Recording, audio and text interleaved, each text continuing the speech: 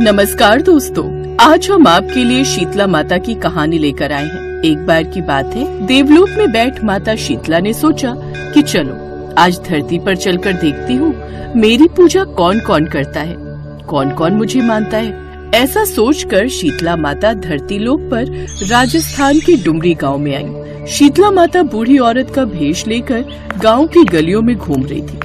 तभी एक मकान से ऊपर की तरफ से किसी ने चावल का उबलता हुआ पानी गिराया। वो उबलता हुआ पानी शीतला माता के ऊपर जा गिरा, जिससे माता के शरीर पर फफोले पड़ गए। शीतला माता का पूरा शरीर जलने लगा, लेकिन गांव में किसी ने भी उसकी मदद नहीं की। अपने घर के बाहर एक कुम्हारन बैठी थी। उसने देखा कि वो बूढ़ी माई बहुत जल गई है और उनके पूरे शरीर पर फफोले पड़ गए हैं और वो अपने शरीर की तपन को सहन नहीं कर पा रही। तब वो कुम्हारन बोली, माँ तुम यहाँ आकर बैठ जाओ, मैं तुम्हारे शरीर पर ठंडा ठंडा पानी डालती हूँ, इससे तुम्हें आराम मिलेगा। तब उस कुम्हार ने बूढ़ी माई पर ठंडा ठंडा पानी डाला, फिर बोली, माँ मेरे घर में ठंडी रावड़ी रखी है, तुम वो खा लो। कुम्हारन ने बूढ़ी माई को ठंडी रावड़ी और दही खाने को दी, जिससे उसके शरीर को थोड़ी ठंडक मिली। इसके बाद वो बूढ़ी माई बोली, बेटी मेरे सर पर जुएं देख लो।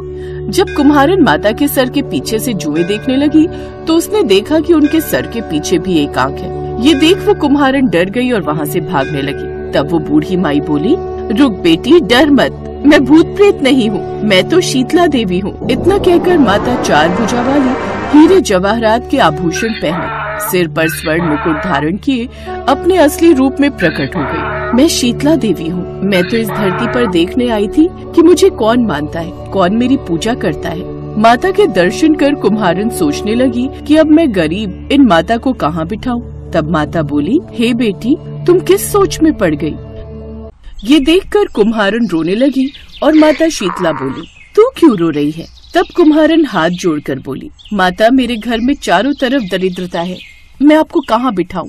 मेरे घर में न चौकी है और न ही कोई आसन। बेटी मैं तेरी अच्छी भक्ति से प्रसन्न हूँ, अब तुझे जो भी वर चाहिए तो मांग ले। तब कुम्हारन बोली, माता आप इस गांव में स्थित होकर रहिए। जिस प्रकार आपने मेरे घर की दरिद्रता दूर की है, वैसे ही जो भी व्यक्ति फागुन मास की अष्टमी पर आपकी पूजा करे, आपको ठंडा जल और ठंडा भोग लगाए, उसके घर की दरिद्रता आप स्वयं दूर करें एवं आपकी पूजा करने वाली महिला का अखंड सुहाग रखना, उसकी गोद हमेशा भरी रखना। साथ ही जो पुरुष शीतला अष्टमी को नाई के यहाँ बाल न कटवाए, धोबी को कपड़े धुलने न दे और पुरुष भी आप पर ठंडा जल चढ़ाकर, नारियल फूल चढ़ाकर परिवार सहित ठंडा बासी भोजन करे, उसके काम धंधे व्यापार में कभी दरिद्रता न आए।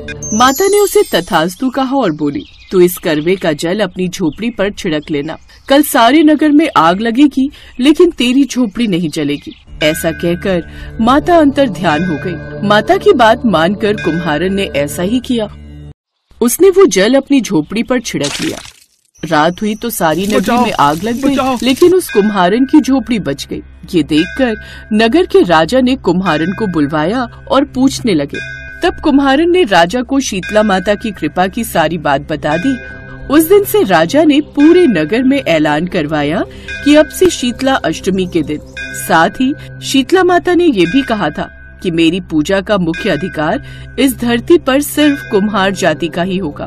तभी उसी दिन से डुंगरी गांव में शीतला माता स्थापित हो गई और उस गांव का नाम हो गया शील की डुंगरी। शील की डुंगरी भारत का एकमात्र मुख्य मंदिर है। शीतला सप्तमी के दिन यहाँ बहुत विशाल मेला लगता है। इसे बसौड़ा अष्टमी के नाम से जाना जाता है। ऐसी मान्यता है कि माँ शीतला की विधिवत पूजा करने का विधान है। ऐसी मान्यता है कि अगर जो व्यक्ति इस दिन व्रत रखता है उसे सभी रोगों से मुक्ति मिल सकती है। अष्टमी के दिन सुबह ब्रह्म मुहूर्त में स्नान करने के बाद शीतला माँ के मंदिर में जल अर्पित करें। रोली, मेहंदी, हल्दी, अक्षत, कलावा अर्पित करें। इस दौरान मंत्र अवश्य बोले, वंदेहम शीतलाम देवीम रासभस्ताम दिगंबराम मार्जनी कलशोपेताम शूरपालंग कृत मस्तकाम। आटे के दीपक में घी और रुई की बाती लगाकर माँ की प्रतिमा के सामने रख दे।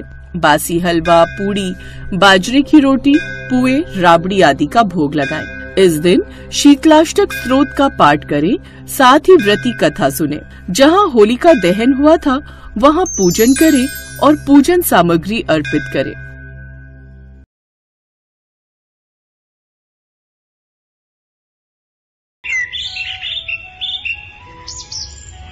झारखंड की राजधानी रांची से करीब 80 किलोमीटर की दूरी पर रजरप्पा में छिन्नमस्तिका देवी का मंदिर स्थित है।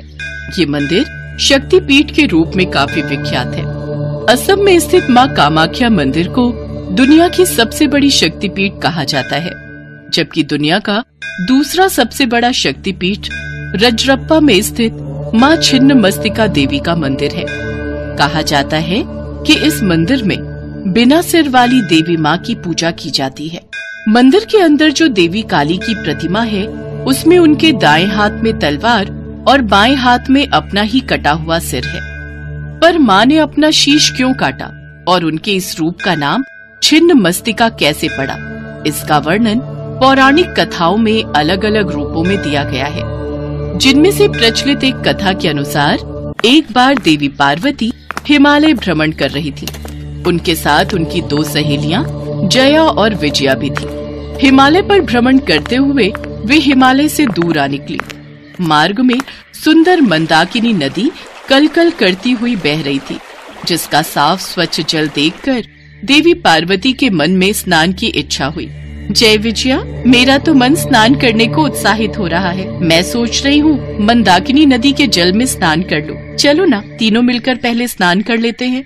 इतनी देर से हम ऐसे ही भ्रमण कर रहे हैं। तुमने कहा था कि हम कहीं रुककर कुछ खाएंगे। हमें बहुत भूख लगी है। मैं तो स्नान नहीं कर सकती, मुझ में इतनी हिम्मत नहीं। मैं तो कुछ खाऊंगी।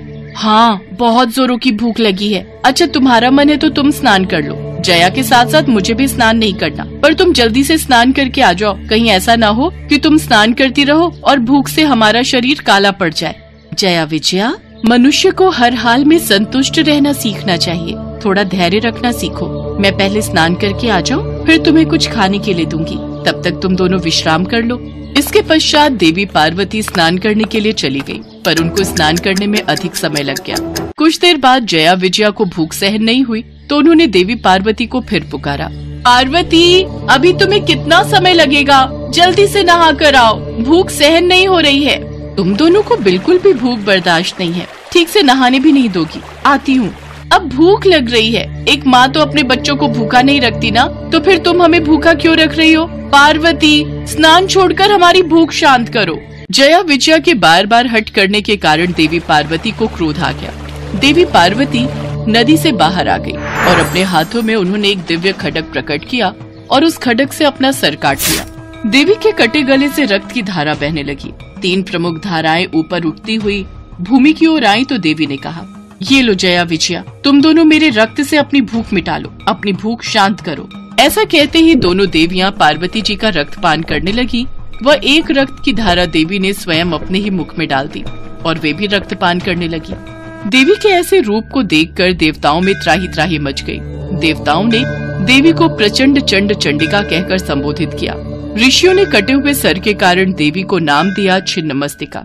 तब भगवान शिव देवी पार्वती के समक्ष आए और उनसे शांत होने के लिए कहा, देवी पार्वती, तुम्हारी इस लीला से तुम्हारा ये रूप भक्तों को यही समझाता है कि अपने स्वभाव में धैर्य और संतोष अवश्य रखना चाहिए, ताकि मनुष्य को किसी भी पीड़ा का सामना न करना पड़े। देवी पार्वती, सभी जगतवासी बहुत घबरा गए हैं। देवी, अपने रूप में वापस आ जाओ और भक्तों पर अपनी ममता की वर्षा करो। भगवान शिव के आग्रह पर देवी चंडी माँ काली फिर से देवी पार्वती के रूप में आ गई। उसी दिन से माँ पार्वती के इस रूप को माता छिन्नमस्तिका के नाम से जाना जाने लगा। कहा जाता है कि छिन्नमस्तिका देवी का मंदिर 6000 वर्ष पुराना है। छिन्नमस्तिका का ये मंदिर देवी के 51 शक्तिपीठों में दूसरा बड़ा शक्तिपीठ है।